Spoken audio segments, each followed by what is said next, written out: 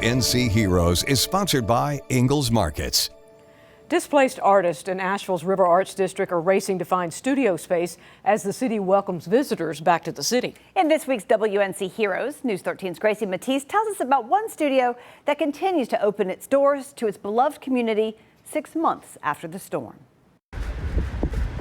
Artist Stephen Santore remembers how he and other artists prepared to weather the storm.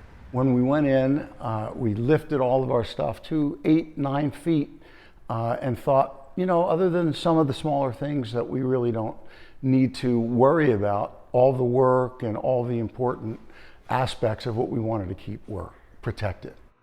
We all know what happens next for Stephen's work in Curve Studios and for 80% of artists in the district. It was almost an unbelievable sight to see what had happened to everything that was so organized that had become a soup of mud and mess.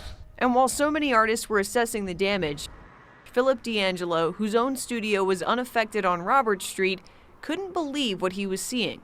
I don't know how you come back from that. You know, how you emotionally come back from that. He was on his way to help dig out his friend's studios when he received another mission that still makes him emotional 6 months later.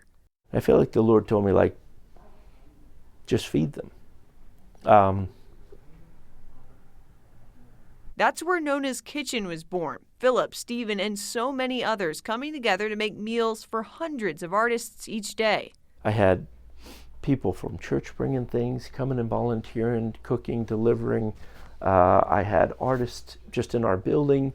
I mean, it would never have progressed the way it did if it wasn't for everyone around us. Stephen remembers it as the calm after the storm. That was a wonderful time because there was a camaraderie, there were hugs of real depth, there were conversations of real depth, there was sadness, there were tears, there was hope.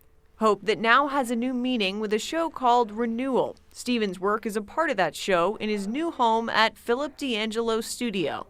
Let's get everyone in here and let's talk about optimism and let's talk about renewal. Let's get back some of that energy and move forward.